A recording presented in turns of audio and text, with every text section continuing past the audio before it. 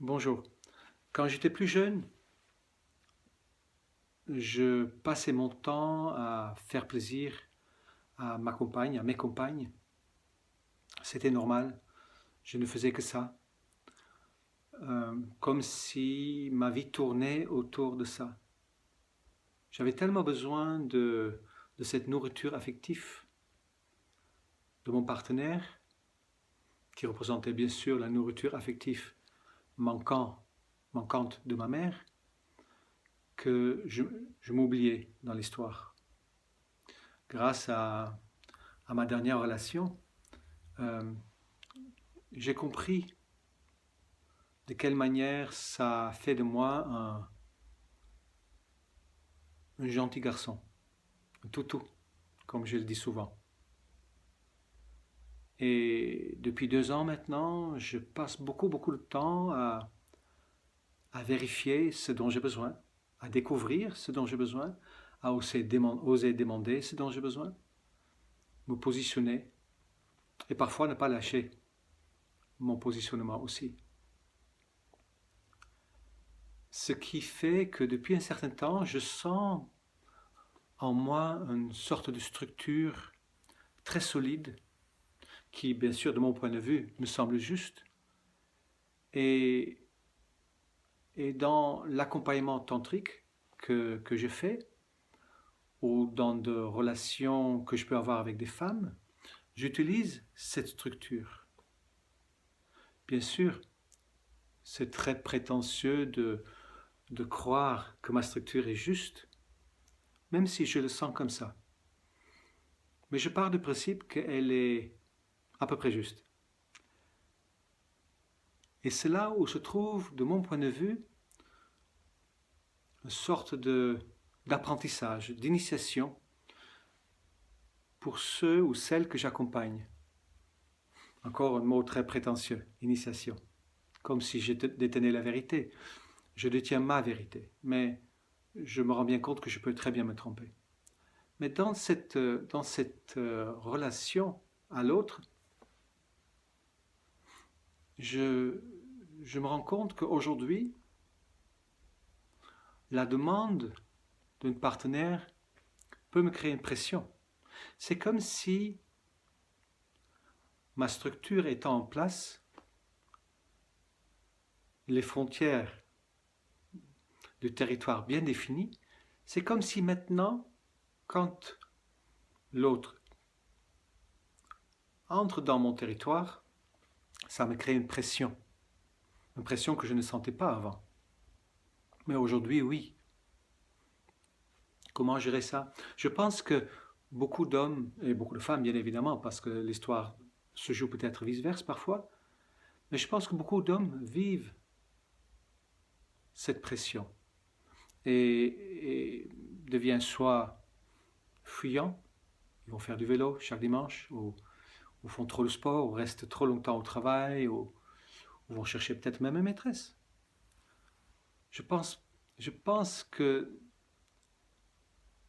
en tout cas, ce que je pense n'a pas d'importance, mais dans mon vécu, je me rends bien compte que de gérer cette forme d'envahissement, intrusion, on peut même dire, qui n'est pas méchant parce qu'il n'y a pas l'intention de faire mal de la part des personnes en face.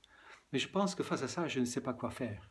C'est très difficile à dire stop, à dire non. Pourtant, je me rends compte que c'est aujourd'hui, c'est ce que j'ai fait. Aujourd'hui, quand je sens cette pression, en utilisant ma structure comme référence, en sentant quand quelqu'un dépasse son territoire, je me dois de dire stop ou non, gentiment de préférence. Ce qui est difficile là-dedans, c'est que je ne peux pas dire à l'autre ce qu'elle doit faire.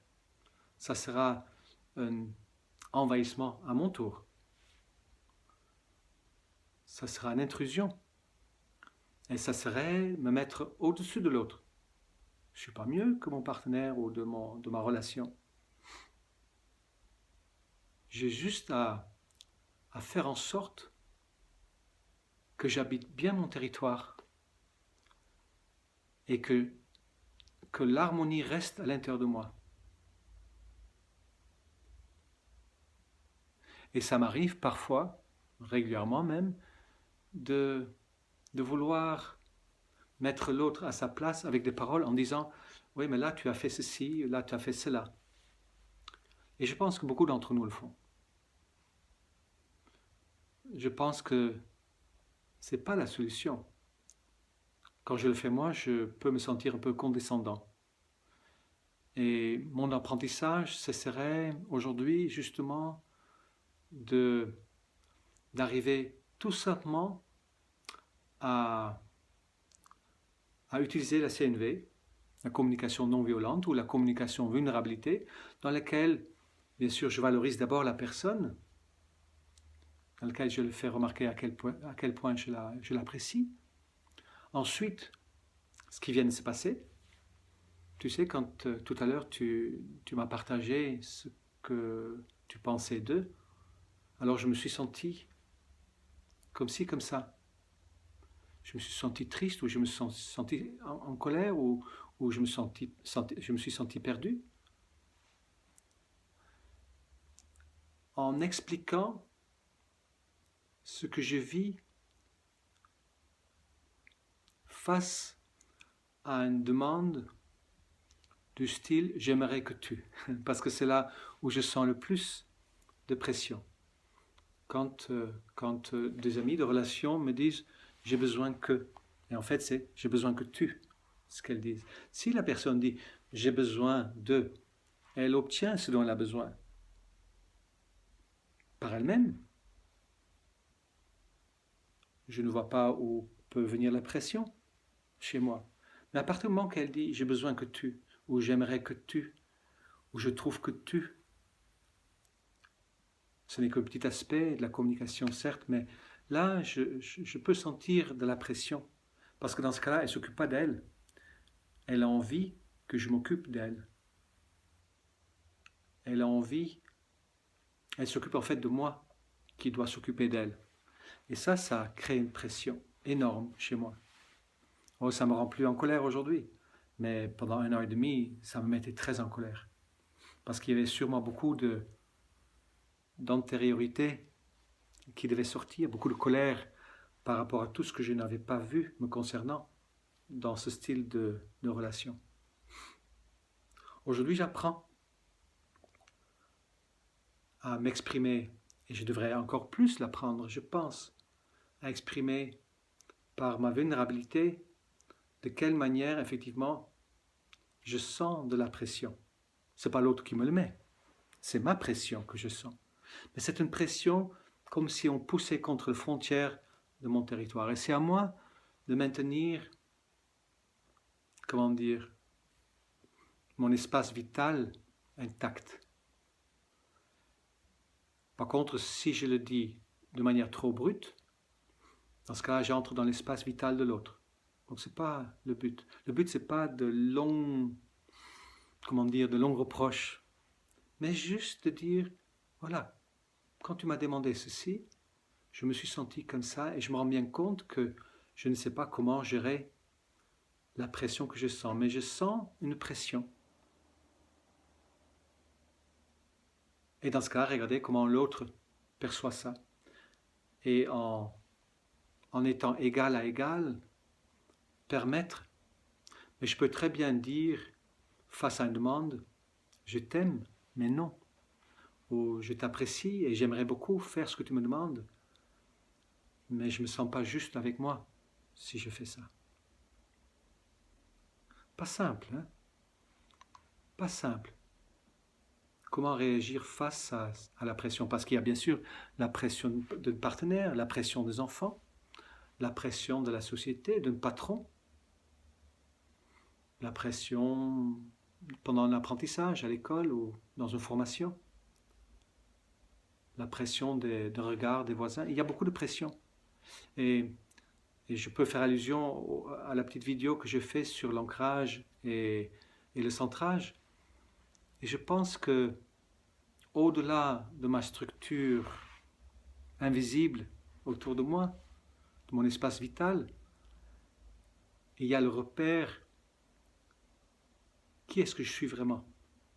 À quel point je suis capable de faire vivre mon enfant intérieur,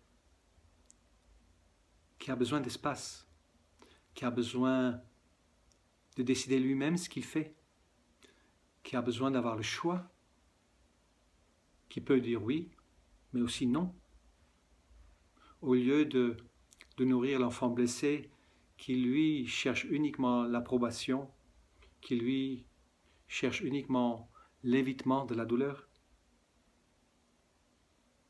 Je pense que j'ai déjà fait un tout petit peu de chemin dans,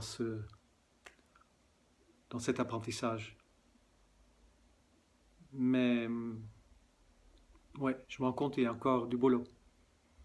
Juste en douceur, respecter et faire respecter son espace vital. Et gentiment, sans violence, faire entendre à l'autre,